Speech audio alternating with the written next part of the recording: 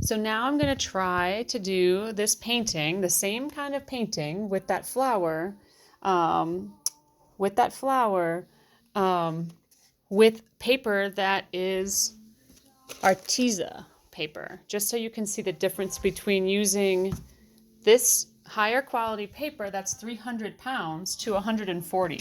So maybe we should have done it the opposite direction, but for all intensive purposes, we're going to flood it with a little bit of water.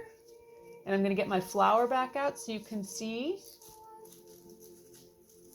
So here we have our flower, and it's great to just use nature as your inspiration for what you're doing.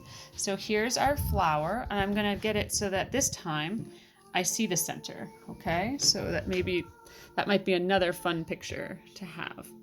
And again, I'm doing it upside down because I love to see the water flow this direction on the leaf. So I'm going to get my water wet, my paintbrush wet with water and with color. And I am going from the top of my brush down. And oftentimes I'll use I'll make 2 or 3 that look very realistic. And then from there, I won't. From there, I'll do the opposite. I will do kind of what's not perfect, if that makes sense. They're just more of a suggestion. And so then I'm going to let them flow.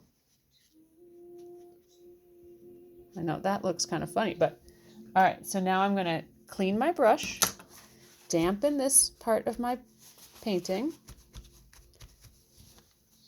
And so I'm noticing the water doesn't want to move as much here. So I'm going to keep it still violet and bring in the purple or the blue that I had at the other end. I believe I had some of this violet purple. And I just went right in. And so I'm suggesting that these leaves go, and then I'm going to add the center right here. And then I'm going to bring that purple all the way up the paper, just like I did the last time. Just a suggestion of the shadow on the flower. That was from your sister, hon. Oh, Mark was just here. Okay. Got a funky text from his sister. Okay. So remember here, when you mix colors, it's sometimes good to let them completely go.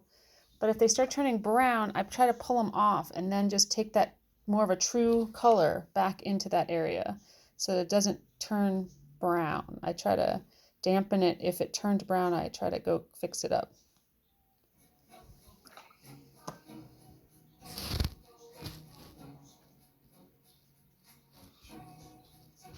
I think you just have to go with the flow on this one because it's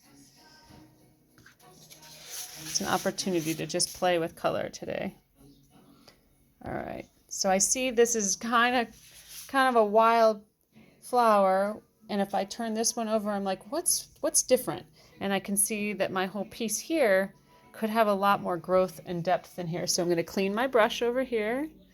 I'm going to get some clean water and go get some blue. I think I want some blue in here. Now, you might want to put brown, but brown doesn't always make your pictures look so great. So I use different colors. Van Gogh always use different colors than what you can try to see the blues and see the different colors in the rainbow. And I think that some of the prettiest paintings are the ones where people are just super creative with color. And Jeannie Haynes, I see her doing that. I see Shayna doing that in her work. And I'm going to bring one of those down so that it goes sliding down. I'm going to bring that paint down my flower and give it some life. Bring this one down, bring it some life. And I really do want one of these petals to just show some change. So I'm going to go over here and maybe add another one this direction. Just some movement. I want more movement in my painting. So I think I'm going to stop right about here and let it just see what happens. So you can see the difference between when you have 150 or 300-pound paper and when you pay for the 140-pound paper. But this would be perfect for kids. I don't think there's any problem with using this. It's much more affordable on Amazon and at Hobby Lobby or at Michael's. So go for it and find your way. And I always think you can come back in and add some detail when it's dry. So I'm going to go back to this one that we were on last. And I'm going to clean my little area so that I don't bring in icky paint spots to my work. Clean my brush. And I'd like to have a little holder for my brushes so that I can come back to it if I need to. You can use anything for that. You don't have to use a little holder. Okay, and now I'm going to have this. This is my 3. It's one of my favorite brushes because it gets really, really fine. And I'm going to go back into my flower here and play with, I'm going to play with the color that I'm seeing right over here. So I'm going to go in and probably get some blues and purples. Let's see. This looks like a blue. There we go. I like that. So I'm going to mix up enough that I can use for this next section. And I'm going to show you how I just flick this. Doesn't have to be perfect. And I just want it to be suggesting the movement of these green parts that they're the petals that opened up. Now I want more water.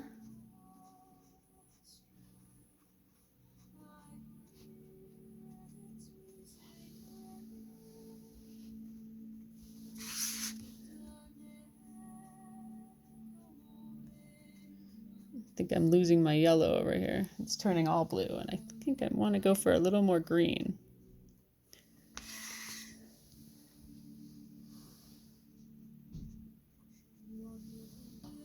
So I'm going to go back in here and get some of my sap green because I feel like I've lost it.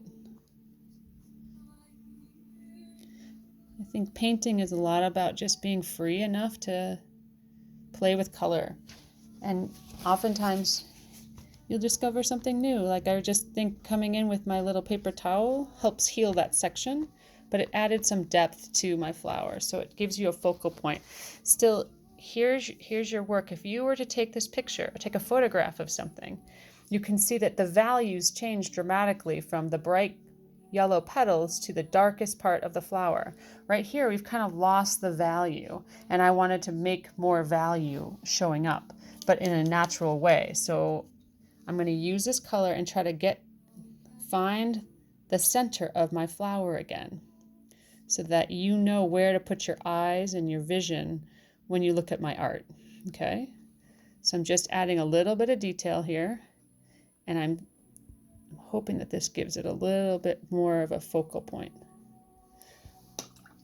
Okay, and now I'm going to go get green again, and I'm going to drop it down a little bit stronger in pigment so that you have your eyes run along that line.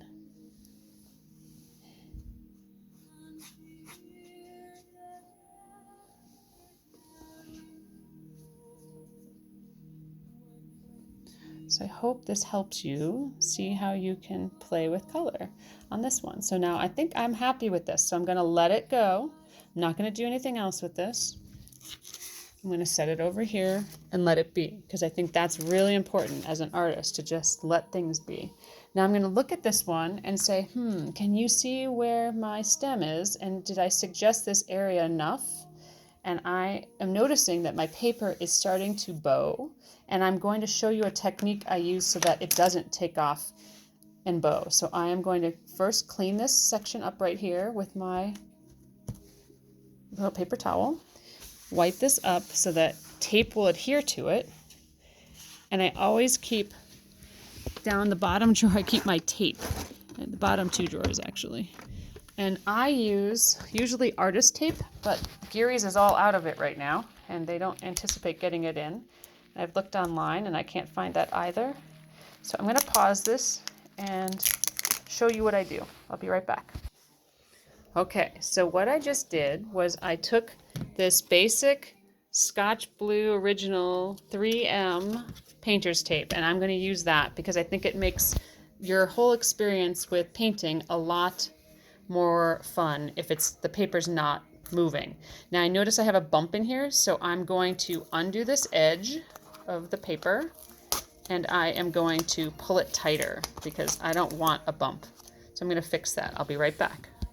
Okay, so just so you notice, down here, if you look, it ripped the paper. So this is really tacky. We just tried this because they're out of artist tape over at the store during this whole quarantine. Mark went to Home Depot for other things for our garden, and this is what we have. So I'm going to work with it, but I did watch some videos, and you can take the tape, before you put it on your piece, you put it on some piece of your body that has clothing on it, and it pulls up some lint that will keep the connection be a little bit less tacky and more easily removable. So that's something you can do to make sure that it doesn't do what happened down here, which brings me to my next thought. This is a piece of paper that's 9 by 12 inches.